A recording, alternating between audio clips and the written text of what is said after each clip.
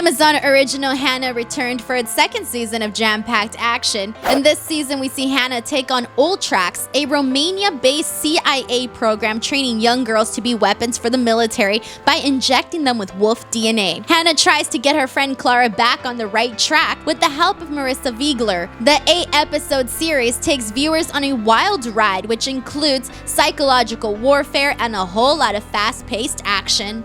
Alright, so I am really happy that I discovered HANNA on Amazon, and the reason that is because I was such a big fan of season 1. I was hooked on it, and I was very curious to see how season 2 would turn out, considering that Eric, who was HANNA's dad, played a major role in season 1, and I was very curious as to how it was going to work without him and what the storyline was specifically going to be. But with that being said, I will say that it is definitely worth the watch and kept me hooked each and every single episode. But now let's go ahead and break down each topic. Season 2 without Eric Heller. Now we know that in season 1 HANNA loses her dad. I didn't know how the show would feel since he was such a big part, and one of the things I liked about the show was how much her dad loved and protected her even if he wasn't her biological father. Eric not being on the show was one of those things that kept me a little uninterested, but once I started watching season 2, I realized it was just as good.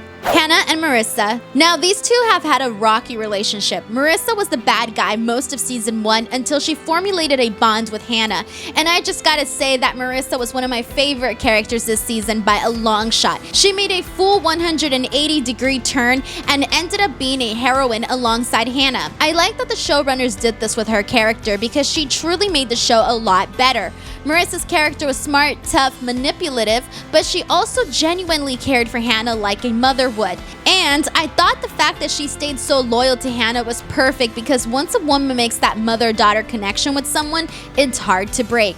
HANNA. I loved HANNA in season 1. I think season 2 I got a little annoyed because she was trying so hard to save her friend Clara, and that became her main focus. But I think they failed to show us, the viewers, why HANNA cared so much for Clara. I didn't feel a connection to the friendship between Clara and HANNA. And then when HANNA started to get brainwashed at the Meadows, even though I hated it, it added a more innocent vibe to her because even though she was this badass killing machine, at the end of the day she was still a young girl who needed to not feel alone. Sandy and Jules. Boy, was this complicated. At first I felt bad for Sandy and Jules and all the girls that were being brainwashed into believing this fake life. I even started liking them because they felt just like regular girls, but by the end of the season they were the most awful human beings, especially Sandy. She had such a sweet innocent side to her, but that made her worse. It made her worse because she became severely loyal to the wrong people. She was a snitch and a cold-blooded killer. Clara.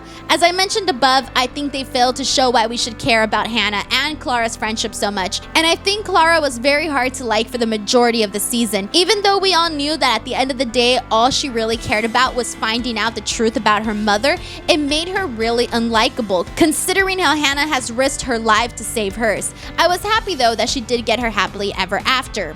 John Carmichael was also a good addition to this season as he played the perfect villain who had a secret. And he was a great counterpart for Marissa Wiegler's character. Terry Miller was very interesting because she was a regular girl who got into this very serious job, and so even though I felt that the majority of the show she made really bad decisions, at the end she ended up helping out Clara, which I thought was really nice and very much needed for her character considering that she was part of manipulating the young women. I think the best part of the show is that it keeps you on your toes. For example, if I were to step out while watching HANNA, I actually pressed pause, versus other shows where I'll walk out and then come back and actually miss like a few minutes. But with this show, I didn't feel like I could do that. I thought the acting was really good, the drama was really great and actually made me think like what would I do if I were in this situation, and the action was really fun. And yes, I did feel empowered with all of those awesome female kicking butt scenes. But here's the question, what do you think is going to happen for season 3 of HANNA? HANNA. Please send me your thoughts. Also, what did you think of this second season? I enjoyed it very, very much. Did you? Did you like it, hate it, or love it? Go ahead and also let me know in the comment section below. But if you want to see more videos like this one, please make sure to subscribe to the channel. And as always, do not forget to give this video a like. Until next time, I'm Denise Salcedo, and I will see you guys later. Bye, everyone.